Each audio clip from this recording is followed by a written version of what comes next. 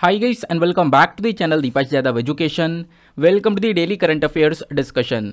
तो गाइज आज की तारीख से जितने भी मोस्ट इंपॉर्टेंट करंट अफेयर्स बनेंगे उन सभी करंट अफेयर्स को हम यहाँ पर डिटेल से डिस्कस करेंगे।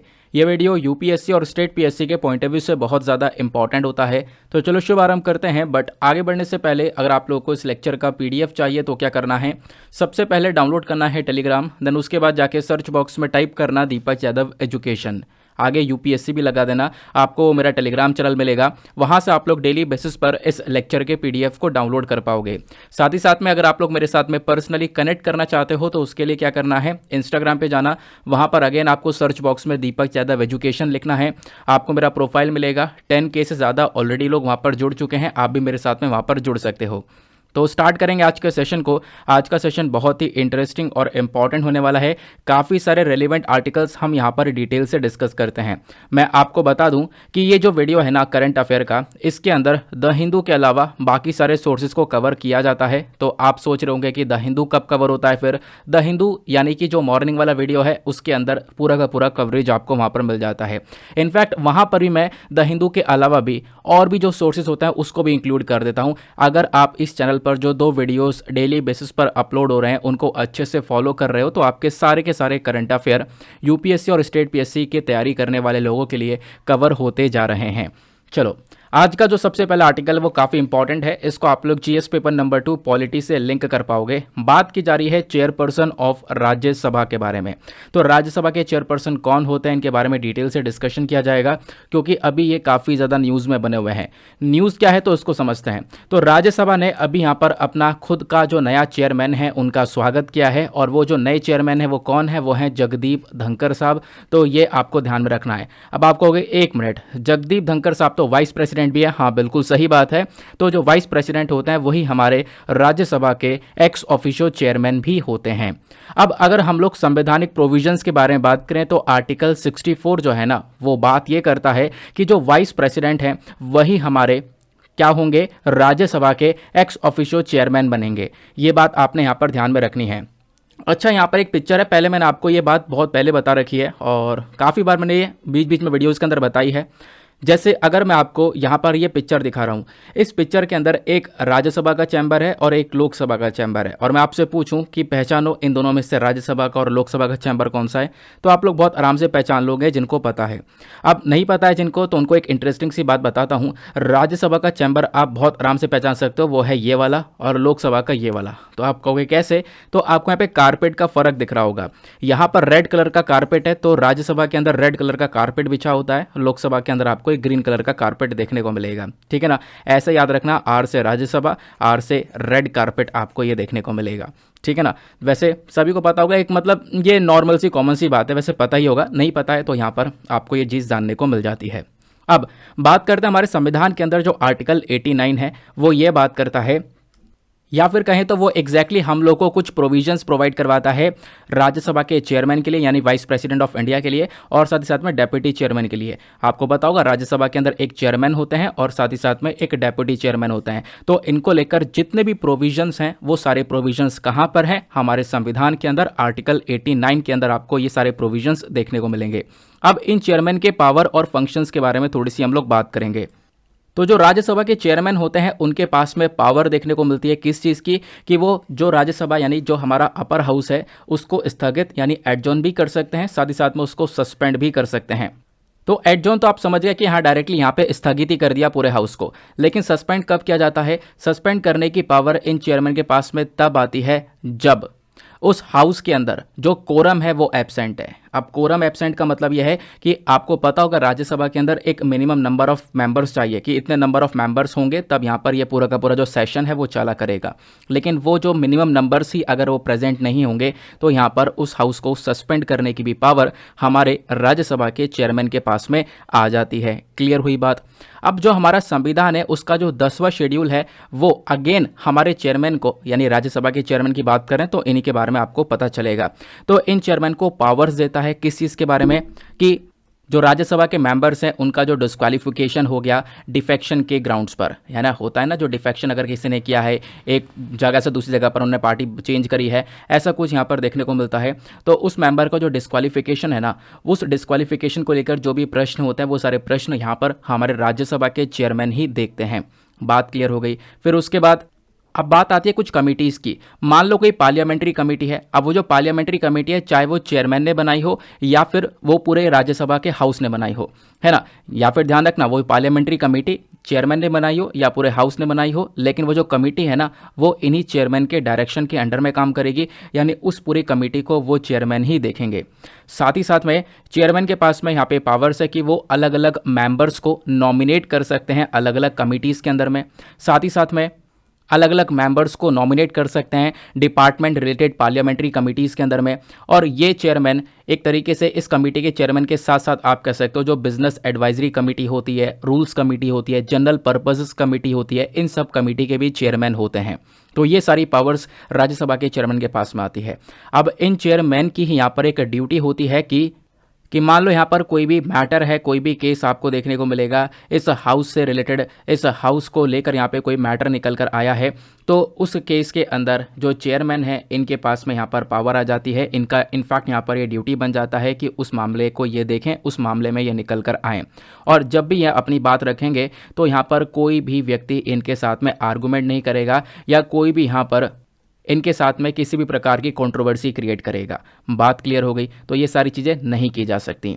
अब ये तो आपने पावर्स के बारे में डिस्कशन कर लिया कि चलो ये सारी पावर्स आ जाती हैं। अब बात करते हैं रिमूवल की। क्या इनको रिमूव किया जा सकता है? हाँ, इनको हटाया भी जा सकता है। कैसे? तो इनको रिमूव किया जा सकता है इस चेयरमैन के पद से जब इनको वाइस प्रेसिडेंट के पद से हटाएंगे, क्योंकि मैंने आपको क्या बताया कि जो यहाँ पर चेयरमैन होते हैं राज्यसभा के वो बेसिकली यहाँ पर हमारे वाइस प्रेसिडेंट ही होते हैं। वाइस प्रेसिडेंट ही हमारे एक्स ऑफिशियो चेयरमैन कहलाते हैं। अब बात ये आती है कि जब इनको वाइस प्रेसिडेंट के ऑफिस से रिमूव किया जाएगा तब यहाँ पर ये चेयरमैन ऑफ राज्यसभा के पद से भी रिमूव कर लिए जाएंगे। और सपोज यहाँ पर अब इनको रिमूव करने की तैयारी चल रही है, हाउस के अंदर एक प्रस्ताव जारी किया जा रहा है इनको रिमूव करने के लिए, तो क्या होगा, उस समय पर ये चेयरमैन की पद पर नहीं बैठ सकते। आपको ध्यान में रखना है। हालांकि उस राज्यसभा का एक हिस्सा बन सकते हैं लेकिन उस पद पर नहीं बैठ सकते। तो आप कहोगे सर इस वाले पॉइंट में थोड़ा सा कन्फ्यूजन क्रिएट हो गया। चलो मैं इस वाले कन्फ्यूजन को थोड़ा सा दूर कर देता हूँ। देखो, जब हम लोग बात करते हैं राज्यसभा की तो मैंने आपको राज्यसभा के बारे में बताया कि हाँ इनके एक चेयरमैन होते हैं। अगर मैं आपको पूछूं लोकसभा के बारे में तो लोकसभा जो कि हमारा एक लोअर हाउस है, इसके अंदर कौन होते हैं? इसके अंदर स्पीकर होते हैं, ठीक है ना। और राज्यसभा के अंदर चेयरमैन के नीचे कौन होते हैं? Deputy chairman. आपको इनके बारे में पता होगा, वैसे ये एक अलग टॉपिक हो जाएगा, मैंने फिलहाल यहाँ पर बता दिया है। अगर हम लोग राज्यसभा के चेयरमैन के बारे में बात करें तो ये जो चेयरमैन बनकर आते हैं ना, ये राज्यसभा के मेंबर नहीं होते हैं। ये अलग से आप देखोगे जो वाइस प्रेसिडेंट है वो राज्यसभा के मेंबर नहीं है ना, लेकिन यहाँ पर ये व्यक्ति जो है वो इसके चेयरमैन बनते हैं। ये बात क्लियर हो गई। लेकिन जब बात करते हैं लोकसभा के स्पीकर की, तो लोकसभा का स्पीकर कौन बनता है? जो लोकसभा का मेंबर होता है, ठीक है ना। लोकसभा का जो मेंबर होगा वो यहाँ पर लोकसभा का स्पीकर ही बनता है। मतलब बहुत सारे लोग मिलकर उन्हीं स्पीकर को चूज करते हैं और वो जाकर स्पीकर जो है बैठ जाते हैं पद पर। बात क्लियर हो गई। अब मान लो यहाँ पर लोकसभा के स्पीकर को हटाया गया या राज्यसभा के चेयरमैन को हटाया गया, तो इनको हटाने के पीछे मैं आपको कुछ और चीज़ें बताता हूँ। जैसे मान लो लोकसभा के स्पीकर को हटाने की तैयारी की जा रही है, तो स्पीकर के पद से ही तो हटाने की तैयारी की जा रही है। वैसे तो यहाँ पर ये स्पीकर लोकसभा के मेंबर भी तो होते हैं ना, तो बेसिकली भले यहाँ पर इनको स्पीकर के पद से हटा दो लेकिन ये लोकसभा के मेंबर बने रहेंगे, और मेंबर बने रहेंगे तो उनके पास में वोटिंग देने की पावर भी रहेगी। बात आपको क्लियर हो गई।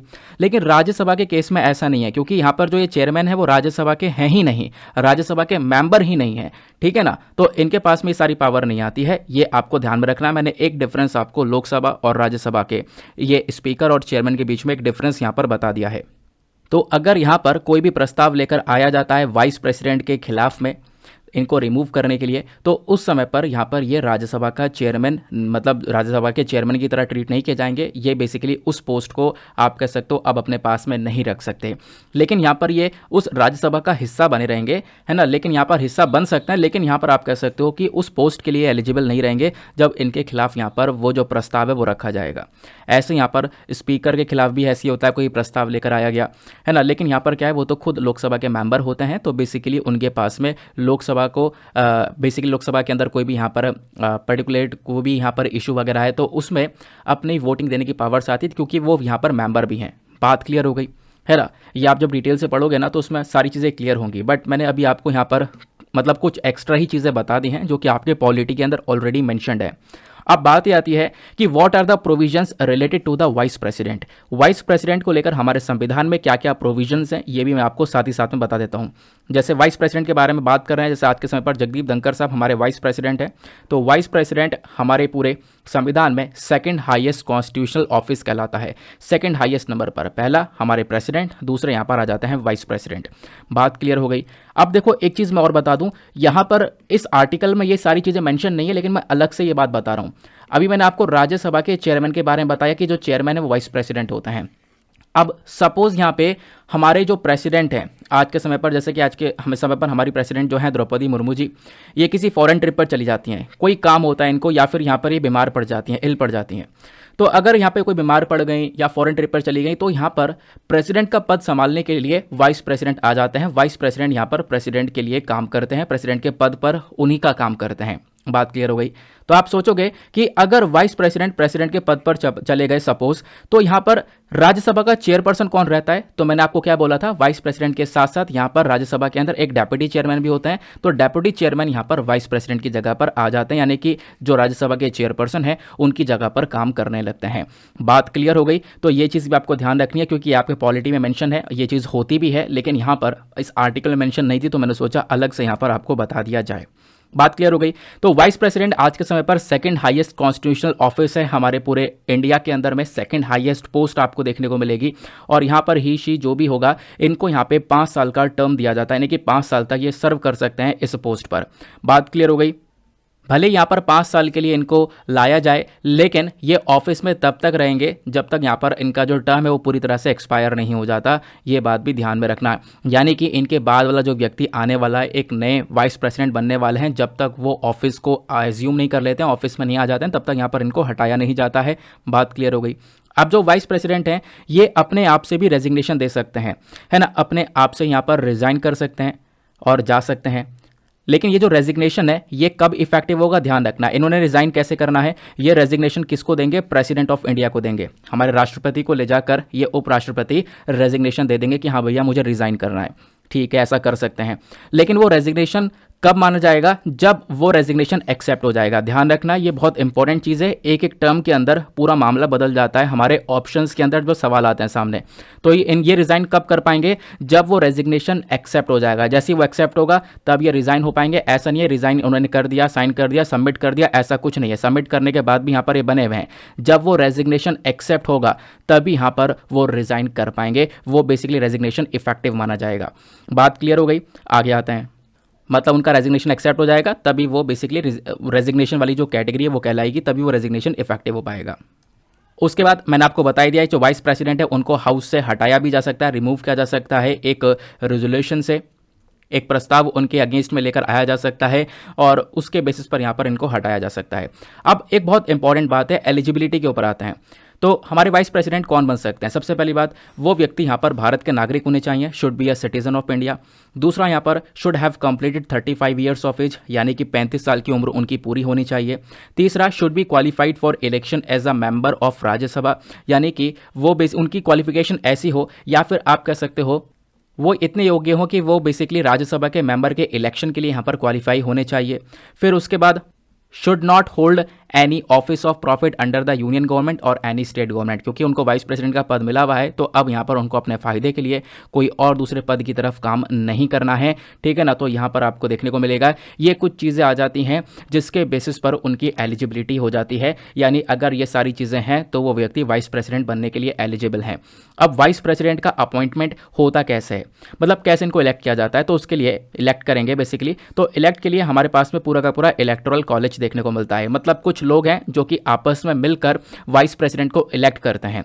तो हमारे संविधान के अंदर जो आर्टिकल 66 है इसके अकॉर्डिंग बात करें तो वाइस प्रेसिडेंट को इलेक्टोरल कॉलेज के मेंबर्स के थ्रू इलेक्ट किया जाता है। अब उस इलेक्टोरल कॉलेज के अंदर कौन कौन होते हैं, तो आपको ये तीनों चीज़ें ध्यान में रखनी है, बहुत इंपॉर्टेंट है।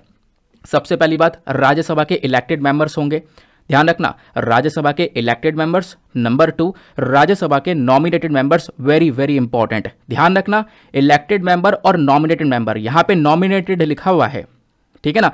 फिर उसके बाद में इलेक्टेड मेंबर्स ऑफ लोकसभा। तो elected member of Lok Sabha, elected member of Rajya Sabha और इलेक्टेड के साथ साथ राज्यसभा के नॉमिनेटेड मेंबर्स भी होंगे। ये लोग मिलकर हमारे वाइस प्रेसिडेंट को जो है इलेक्ट करते हैं। ये हमारा पूरा का पूरा इलेक्टोरल कॉलेज बनता है। ये बात क्लियर हो गई। तो आज आपने राज्यसभा के चेयरमैन वाला जो टॉपिक है ना वो ख़त्म कर लिया है, और ऐसे बीच में जो भी टॉपिक्स आते रहेंगे वो ख़त्म करते रहेंगे। इसके अलावा बाकी आपको पता होगा डेप्यूटी चेयरमैन, फिर उसके बाद में लोकसभा के स्पीकर और बहुत सारे यहाँ पर इंपॉर्टेंट पोस्ट हैं जिनके बारे में आपको पता होना चाहिए। वो सब आप पॉलिटी में पढ़ते हो, बट अभी ये न्यूज़ में था, इस वजह से मैंने आपको यहाँ पर समझाया है।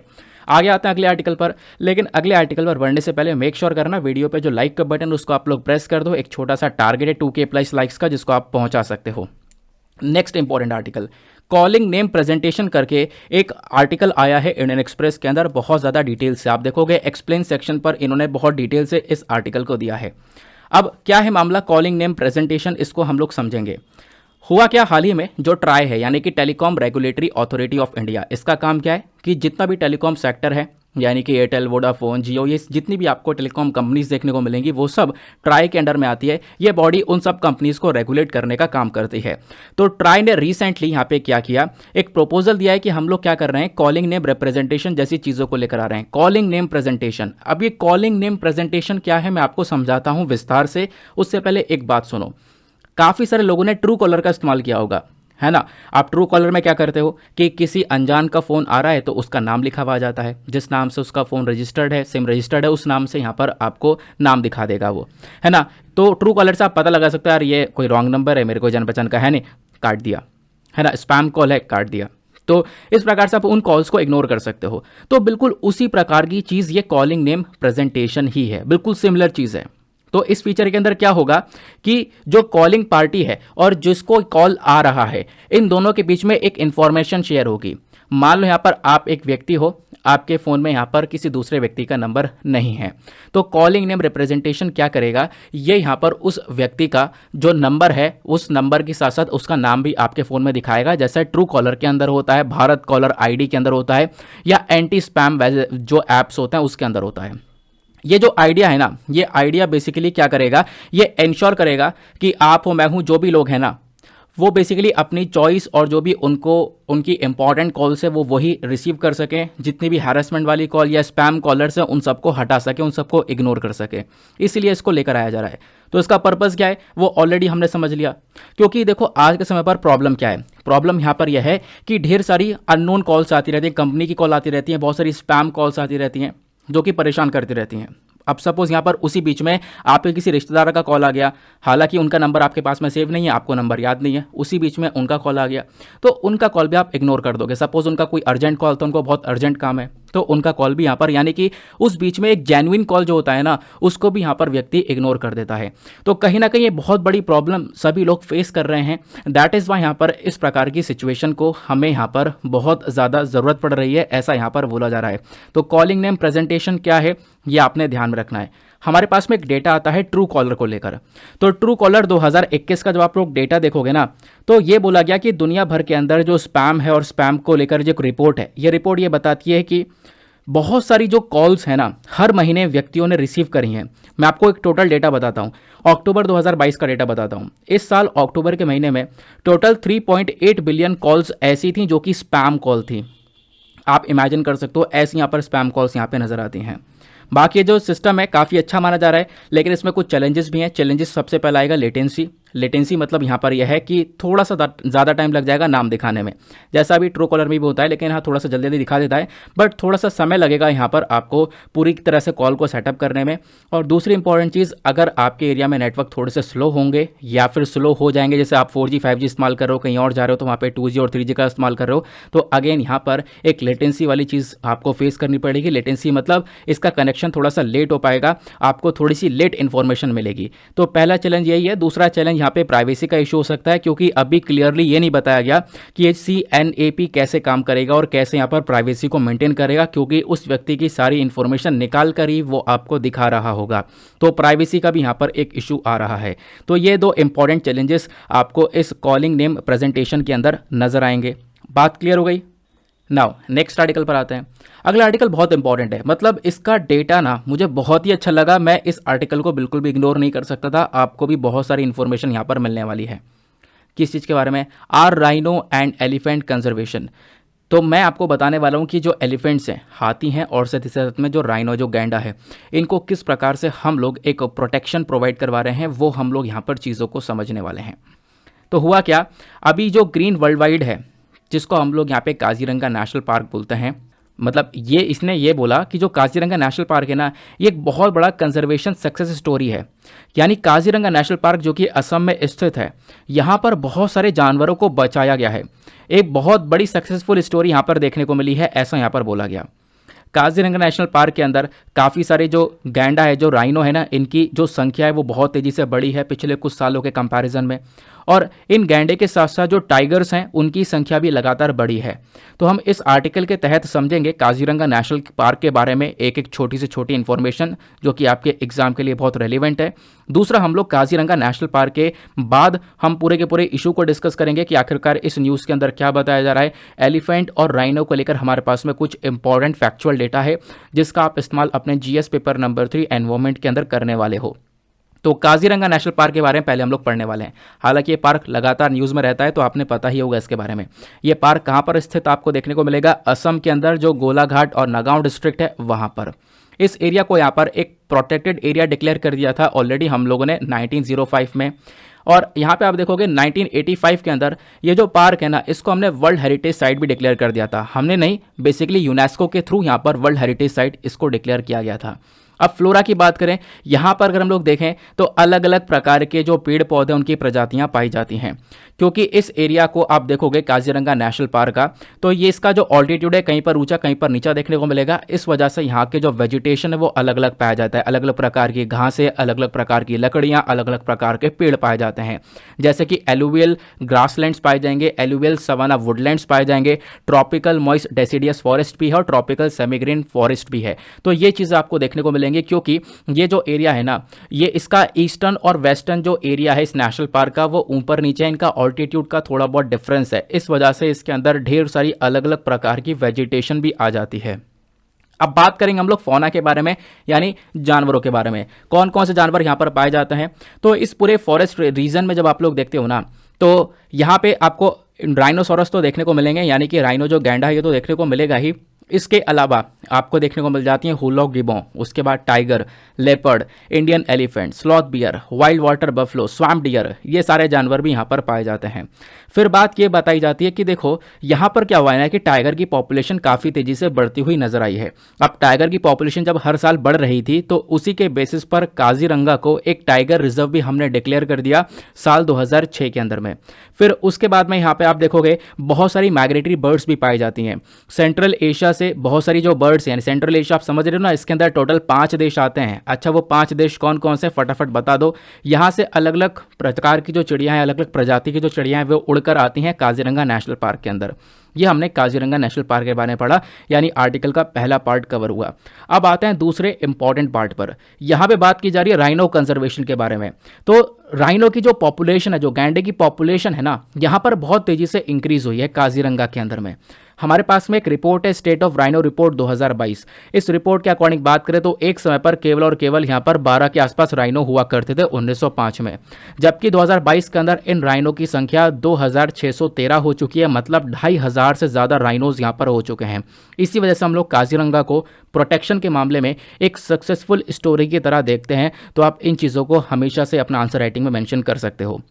और ना केवल गैंडे की पॉपुलेशन, इसके साथ साथ मैंने आपको बताया ना, टाइगर की पॉपुलेशन भी लगातार यहाँ पर इंक्रीज हुई है। हालांकि पिछले कुछ समय में ये पॉपुलेशन इंक्रीज होने के बावजूद भी अब जब हम लोग देख रहे हैं ना, तो पॉपुलेशन इंक्रीज होने की जो गति है वो कम हो गई है। क्यों? क्योंकि इन राइनो को खतरा भी बढ़ चुका है। खतरा कौन कौन सा बढ़ चुका है? पहली बात, इनकी पोचिंग हो रही है, यानी कि इनको इलीगल तरीके से मार दिया जाता है। मारने के बाद में इनका व्यापार हो रहा है, लीगल व्यापार हो रहा है, हंटिंग की जा रही है।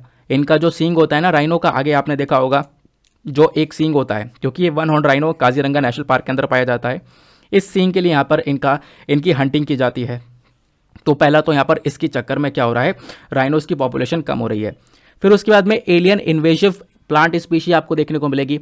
मतलब ये कुछ ऐसी पेड़ पौधों की प्रजातियाँ होती हैं जो कि बाहर की हैं, इंडिया की नहीं है, लेकिन वो बहुत खतरनाक होती हैं। जब वो फैलना स्टार्ट होती है ना, तो मतलब काफ़ी तेज़ी से फैलती हैं, दूसरे पेड़ पौधे और जानवरों को नुकसान पहुंचाती हैं। वही यहाँ पर हो रहा है। एक एलियन इन्वेजिव प्लांट स्पीशीज़ भी काफ़ी सारी जगह पर निकल रही हैं, जो कि उन जानवरों के लिए खतरा बन रही हैं। ठीक है ना, वहाँ पे रहने वाले जानवरों के लिए खतरा बन रही है। और ये जो प्लांट स्पीशीज़ हैं ये इंडिया और नेपाल के अंदर दोनों ही जगह पर देखने को मिल रही हैं। बात क्लियर हो गई। फिर उसके बाद में अब इन राइनो को बचाने के लिए क्या किया गया, अलग अलग एंटी पोचिंग मेजर्स को स्टार्ट किया गया। यानी बहुत सारे कदम ऐसे उठाए गए कि इनकी जो पोचिंग हो रही है, हंटिंग हो रही है, उसको रोका जा सके। और वो क्या क्या हुआ, सबसे पहली चीज़ आप खुद देखोगे ना, तो जो काजीरंगा नेशनल पार्क के आसपास या फिर इन राइनोज के आसपास लोग रहा करते थे, पहले वही लोग यहाँ पर इन राइनोज की हंटिंग कर लिया करते थे। बट पिछले कुछ समय में उन लोकल लोगों का जो सेंटीमेंट्स हैं वो बेसिकली काफ़ी इमोशनल हो चुके हैं, उन राइनोज के साथ में काफ़ी ज़्यादा अटैच हो चुके हैं। तो इस चक्कर में अब उन राइनोज को मारते नहीं हैं। और 2013-14 में लगभग 54 राइनो को मारा गया था, है ना, बीच में 54 बोल देता हूँ बट मुंह से निकल जाता है, एक आदत पड़ी रहती है। तो 54 राइनो को यहाँ पे मार दिया गया था। बट वो यहाँ पर अभी जो नंबर है ना वो काफ़ी कम हो चुका है। आप कह सकते हो 2021 में केवल 1 हो चुका था। लोगों के सेंटिमेंट्स यहाँ पर राइनोज के साथ में अटैच हो चुके हैं, तो लोगों ने यहाँ पे मारना बंद कर दिया है। बात क्लियर हो गई। अब बात करते हैं एलिफेंट के कंजर्वेशन के बारे में, एलिफेंट के प्रोटेक्शन के बारे में। तो एलिफेंट्स का स्टेटस जब आप भारत में देखोगे तो भारत के अंदर कौन सा एलिफेंट पाया जाता है, एशियन एलिफेंट। एक होता है अफ्रीकन एलिफेंट जो कि पूरे अफ्रीका में देखने को मिलेगा। एक होता है एशियन एलिफेंट जो कि आपको इंडिया में बहुत ज़्यादा संख्या में देखने को मिलता है। तो इंडिया के अंदर 60% के आसपास एशियन एलिफेंट्स पाए जाते हैं। आखिरी जो एशियन एलिफेंट की गिनती की गई थी वो 2017 में की गई थी। और उस दौरान पता ये चला था कि 29,964 लगभग 30,000 के आसपास एलिफेंट की पॉपुलेशन हमारे पूरे देश भर में फैली हुई है। कहाँ कहाँ पर फैली हुई है, तो कर्नाटका के अंदर, केरला में, आंध्र प्रदेश, तमिलनाडु के अंदर आप देखोगे ना तो इन एलिफेंट्स के 44% एलिफेंट्स यहीं पर पाए जाते हैं। अब ये जो नंबर ऑफ एलिफेंट्स है इंडिया के अंदर पिछले कुछ सालों में लगातार इंक्रीज हुए हैं। और इनकी जो स्पीशीज़ है यानी एशियन एलिफेंट की स्पीशी, ये IUCN लिस्ट के अंदर में आप देखोगे तो एंडेंजर्ड कैटेगरी में रखी गई है। और वाइल्ड लाइफ प्रोटेक्शन एक्ट के अंदर इसको शेड्यूल 1 में रखा गया, यानी हाई प्रोटेक्शन यहाँ पर इसको एक प्रोवाइड करवा रखी है। अब इन एलिफेंट्स को, जैसे राइनोस को काफ़ी सारा खतरा पैदा हुआ, वैसे ही इन एलिफेंट्स की संख्या को भी लगातार खतरा पहुंचा। जैसे आप देखोगे ना, एलिफेंट क्या है, एलिफेंट एक लार्जेस्ट लैंड ड्वेलिंग मैमल है। यहाँ पे आप कह सकते हो ज़मीन पर रहने वाला बड़े साइज़ का मैमल ये देखने को मिलेगा, लेकिन ये बहुत प्रॉब्लम फेस करता हुआ है। एक प्रॉब्लम है ह्यूमन एनिमल कॉन्फ्लिक्ट। जब भी हम लोग ह्यूमन एनिमल कॉन्फ्लिक्ट की बात करते हैं, यानी मानव और जानवरों के संघर्ष की जब हम लोग बात करते हैं ना, तो इसमें सबसे ज़्यादा खतरा एलिफेंट्स को लेकर ही हुआ है। एलिफेंट और ह्यूमन को लेकर काफ़ी बार कॉन्फ्लिक्ट्स हुए हैं। इसके पीछे के कई रीज़न हैं, जैसे जानवरों का हैबिटेट, यानी जहाँ पर जानवर रह रहे हैं उनका जो आवास है वो आजकल के समय पर ख़त्म हो रहा है, उसको इंसान नुकसान पहुँचा रहे हैं, है ना। तो इस चक्कर में जो वो जानवर है उनको वहाँ से निकलना पड़ रहा है, भागना पड़ रहा है। अब भाग कर वो इंसानी एरिया में पहुँच जाते हैं, उनके खेतों में पहुँच जाते हैं, तो यहाँ पर इंसान के साथ में उनकी झड़प हो जाती है। तो उस संघर्ष के दौरान आप कह सकते हो कभी जानवर की मृत्यु हो जाती है, कभी इंसान की मृत्यु हो जाती है। तो ये प्रॉब्लम्स यहाँ पर नज़र आ रही हैं। तो आज के समय पर एलिफेंट्स के साथ में ये प्रॉब्लम सबसे ज़्यादा देखने को मिली। उसके अलावा एलिफेंट्स की हंटिंग की जाती है इसके दांत के लिए, जो आइवरी आपको दिख रही है ना, इसके लिए यहाँ पर सबसे ज़्यादा हंटिंग की जाती है, ये बताया गया। ऑन एन एवरेज अगर हम लोग बात करें तो लगभग 500 ह्यूमंस और 100 एलिफेंट्स हर साल मारे जाते हैं हमारे पूरे देश भर में इस एनिमल ह्यूमन कॉन्फ्लिक्ट के दौरान। बात क्लियर हो गई। अब इन्हीं एलिफेंट्स को प्रोटेक्शन देने के लिए हम लोगों ने अलग अलग प्रकार के कदम उठाए, अलग अलग प्रकार के स्टेप्स लेकर चले हैं। जैसे एलिफेंट्स को बचाने के लिए प्रोजेक्ट एलिफेंट स्टार्ट किया गया था 1992 में, ताकि हम एलिफेंट्स की संख्या को लगातार मेंटेन करके रख सकें। बहुत सारे एलिफेंट रिजर्व्स बनाए गए। तो आज के समय पर जो एलिफेंट रिजर्व का नंबर है भारत के अंदर में वो 32 का पहुंच चुका है। और जो लेटेस्ट एलिफेंट है रिजर्व है वो है अगस्थ्यमलाई एलिफेंट रिजर्व। इसको अभी 2022 में ही एक नया एलिफेंट रिजर्व का टैग मिला है। तो अभी टोटल भारत के अंदर 32 एलिफेंट रिजर्व्स देखने को मिलते हैं। लेटेस्ट वाला अगस्थ्यमलाई एलिफेंट टाइगर रिजर्व। अच्छा, ये कहाँ पर है, कौन से स्टेट में है, ज़रा नीचे कॉमेंट सेक्शन में उस स्टेट का नाम बताओ। अब बात करते हैं एलिफेंट कॉरिडोर्स के बारे में। तो एलिफेंट कॉरिडोर भी आपको यहाँ पर एक एरिया देखने को मिलेगा जो कि क्या करता है, 2 बड़े बड़े एरिया को कनेक्ट करने का काम करता है। अब उसमें से जब एलिफेंट्स गुजरते हैं ना, वैसे 2 बड़े बड़े एरिया में से जब एलिफेंट्स गुजरते हैं तो उनको काफ़ी नुकसान पहुँच जाता है ना। तो बेसिकली उनके लिए एलिफेंट कॉरिडोर्स बनाए जाते हैं। कॉरिडोर एक बना रहेगा, वो केवल जानवरों का रास्ता रहेगा, यानी एक मान लो बड़ा सा एरिया यहाँ पर है जहाँ पे एलिफेंट्स रहते हैं, एक बड़ा सा एरिया इसके पास में यहाँ पे बहुत सारे एलिफेंट्स रहते हैं। अब ये लोग बीच में से जब गुजर रहे होते हैं ना तो इनको अलग अलग नुकसान पहुँच जाते हैं, है ना। ट्रेन की पटरी पे से गुजरना या कहीं और से गुजरना, तो वहाँ पे ट्रेन के थ्रू एक्सीडेंट्स हो जाना, तो ऐसी प्रॉब्लम्स देखने को मिलती हैं। तो इनके लिए अलग अलग कॉरिडोर्स बना दिया गया कि ये केवल जानवरों के लिए है, वो आराम से इस कॉरिडोर से निकलकर यहाँ तक पहुँच जाएंगे अपने दूसरे वाले एरिया तक अगर जाना चाहते हैं तो। बात क्लियर हो गई। तो एलिफेंट कॉरिडोर्स भी आज के समय पर बनाए गए हैं और बहुत सारे एलिफेंट कॉरिडोर्स आपको देखने को मिलेंगे। इनफैक्ट सबसे ज़्यादा एलिफेंट कॉरिडोर्स आपको साउथ इंडिया में देखने को मिलेंगे, कर्नाटका में हो गए, उसके बाद में यहाँ पर आप तमिलनाडु में देखोगे, केरला में देखोगे, तो यहाँ पर आपको अलग अलग प्रकार के एलिफेंट कॉरिडोर्स नज़र आते हैं। बात क्लियर हो गई। एलिफेंट कॉरिडोर का नंबर बहुत ज़्यादा है, 100 से ऊपर आपको एलिफेंट कॉरिडोर्स देखने को मिलेंगे। अबाउट 101 एलिफेंट कॉरिडोर्स जो है ना वो हमारे देश में आइडेंटिफाई कर चुके हैं, जिनको ज़रूरत है हम सिक्योर करें, जिनको बचाने की ज़रूरत है, नहीं तो फिर वो एलिफेंट कॉरिडोर्स भी आज के समय पर बर्बाद होते जा रहे हैं और वो ख़त्म होंगे तो ऑब्वियस सी बात है कहीं ना कहीं एलिफेंट्स को और ज़्यादा नुकसान यहाँ पर पहुँचेगा। क्योंकि आप देखोगे ना बहुत सारे कॉरिडोर ऐसे हैं जहां से हाईवे पास हो चुके हैं, बहुत सारे कॉरिडोर्स पर कंस्ट्रक्शन चल रहा है, बहुत सारे कॉरिडोर्स पर यहाँ पर रेलवे लाइंस आपको देखने को मिल जाएंगी। तो इस प्रकार से काम हो रहा है। इस चक्कर में जो कॉरिडोर हैं इनको भी लगातार नुकसान पहुँच रहा है या ये भी खतरे में नज़र आ रहे हैं, जिसकी वजह से आने वाले समय पर एलिफेंट्स को और ज़्यादा प्रॉब्लम्स होने वाली हैं। ये हमने डिस्कशन कर लिया यहाँ पर। नेक्स्ट इंपॉर्टेंट आर्टिकल पर आते हैं। ये ना आपके डिबेट के लिए भी अच्छा है और इनफैक्ट यहाँ पर इंटरव्यू के पर्सपेक्टिव से भी ये काफ़ी ज़्यादा इंपॉर्टेंट आर्टिकल है। रिसेंटली न्यूज़ में आया था, most drones crossing border originate. मैं आपको समझाता हूँ हुआ क्या है। जो ये ड्रोन है ना, ड्रोन अटैक सबसे ज़्यादा इंडिया के अंदर कहाँ से देखने को मिला? इंडिया पाकिस्तान बॉर्डर पर पाकिस्तान की साइड से ड्रोन अटैक काफ़ी बार हुआ है। तो ड्रोन के नुकसान क्या क्या है, ड्रोन इंटरनल सिक्योरिटी के लिए कितना खतरनाक साबित हो सकता है, ये आपसे पूछा जा सकता है। इंटरव्यू के पर्सपेक्टिव से ही पूछा जा सकता है कि हाँ आखिरकार चलो ड्रोन मान लो कि ड्रोन एक अच्छी चीज़ है। आपसे पूछा जा सकता है कि देखो ड्रोन से अभी हमने मेडिसिन को ट्रांसफ़र करना स्टार्ट किया है और साथ ही साथ में ड्रोन से अटैक भी हो रहे हैं, तो आप ड्रोन को अच्छा मान रहे हो या बुरा मान रहे हो? तो उस चीज़ का जो तर्क है ना वो आपको इस पर्टिकुलर आर्टिकल के तहत क्लियर हो जाएगा। समझना है इसके बारे में। तो न्यूज़ का निकल कर आई है खबर यहाँ पर यह है कि बहुत सारे जो केसेस है वो निकल कर आए हैं कि पाकिस्तान की साइड से बार बार जो ड्रोन्स हैं उनसे यहाँ पर इंडिया के ऊपर अटैक करने की कोशिश की गई है। हालांकि जो हमारी बॉर्डर सिक्योरिटी फोर्स, जिनको बहुत ज़्यादा सैल्यूट है, जो सीमा पर लगातार सुरक्षा कर रहे हैं हम सभी लोगों की, तो उन्होंने यहाँ पर उन ड्रोन्स को पता लगाया, उनका पता लगा, उनको शूट डाउन भी किया है ना। तो काफ़ी बार यहाँ पर आप कह सकते हो डेटा बार बार निकल कर आ रहा है, जहाँ पे पता ही चलता है कि पाकिस्तान की साइड से कई बार जो ड्रोन्स है ना वो इंडिया के अंदर भेजने की कोशिश की गई है। तो इसी के बारे में हम चर्चा करेंगे कि जो ड्रोन है ना वो कैसे भारत की इंटरनल सिक्योरिटी के लिए एक बहुत बड़ा खतरा है। तो जून 2021 की बात करते हैं, मैं आपको सारा डेटा क्लियर करूंगा कहाँ कहाँ पर कब कब ड्रोन अटैक्स देखने को मिले हैं। तो जून 2021 के अंदर जो इंडियन एयरफोर्स बेस है जम्मू के अंदर, यहाँ पे अटैक हुआ था, आपको पता होगा ड्रोन अटैक हुआ था, जिसके बारे में काफ़ी ज़्यादा चर्चा भी हुई थी। फिर उसके बाद में आप देखोगे पहली बार था जब पता ये चला कि हाँ पाकिस्तान के आतंकवादियों ने कहीं ना कहीं ड्रोन्स का इस्तेमाल किया है इस अटैक के अंदर में। तब से यहाँ पर ड्रोन जो है ना इसको हम इंटरनल सिक्योरिटी के लिए एक खतरे की तरह देखने लगे जो ड्रोन्स हैं।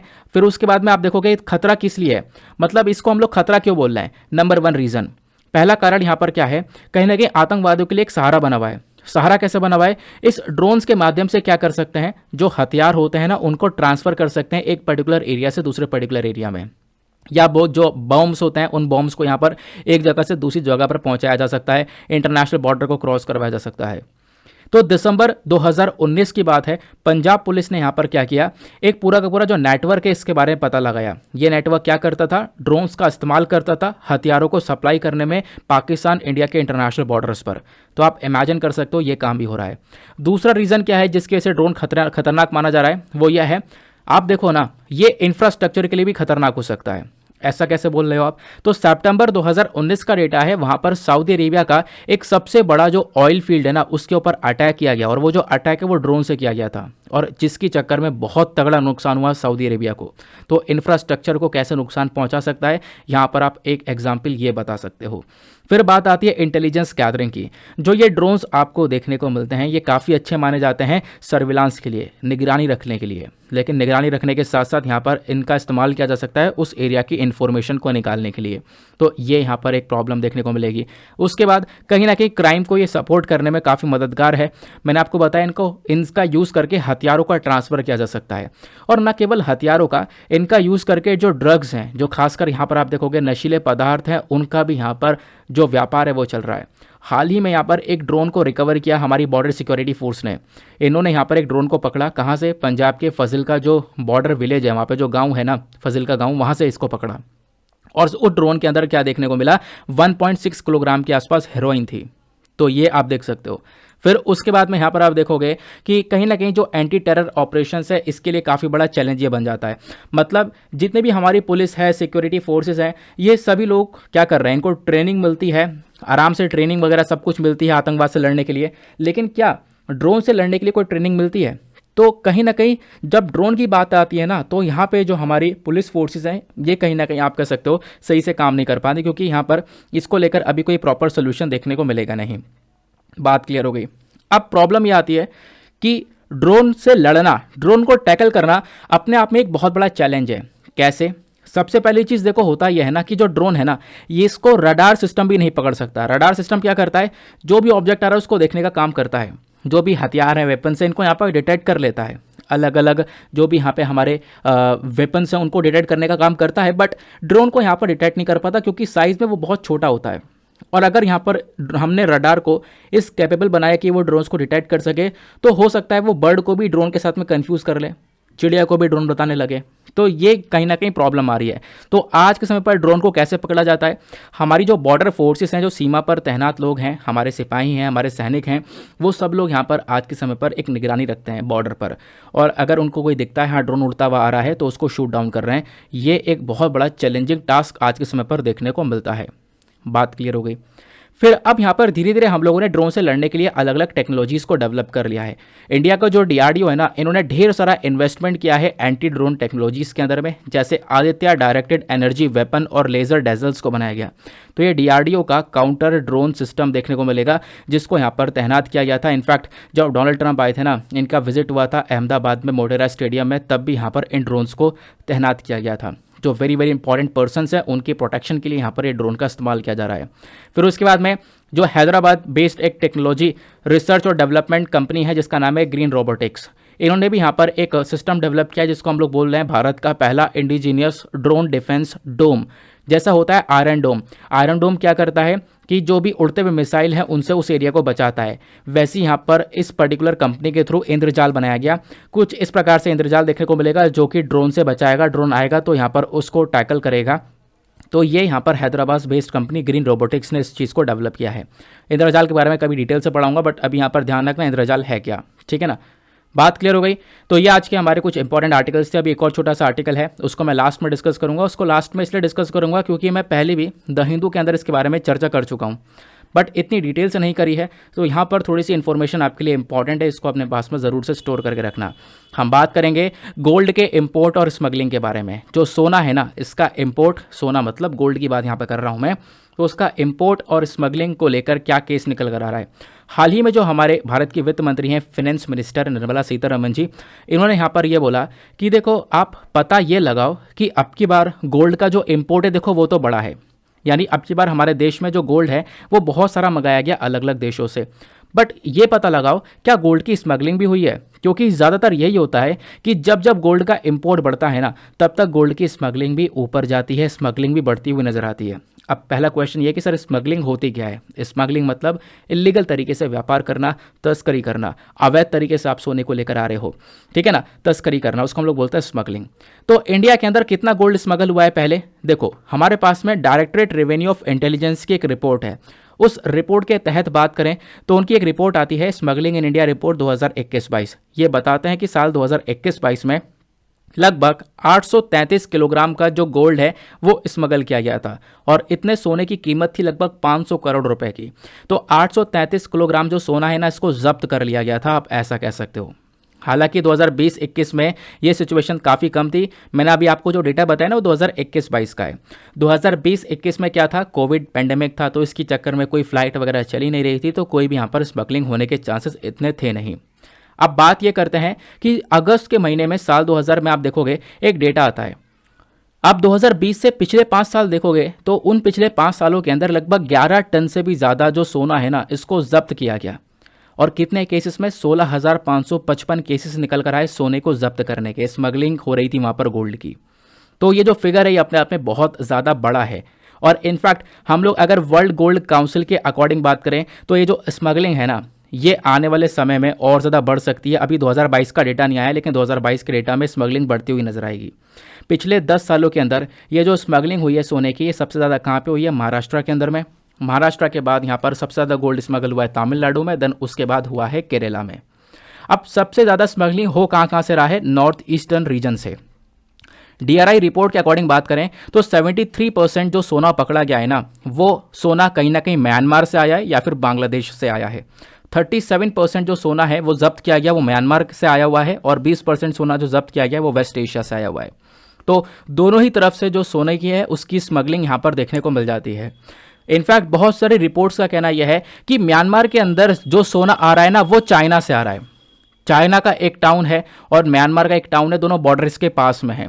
तो इन्हीं टाउन से यहाँ पर स्मगलिंग होती है म्यांमार में, और म्यांमार से ये सोना पहुँचता है भारत में, ये स्मगलिंग के रास्ते। ये बात क्लियर हुआ। तो ये कुछ रास्ते हैं जहाँ से स्मगल हो रहा है भारत में सोना।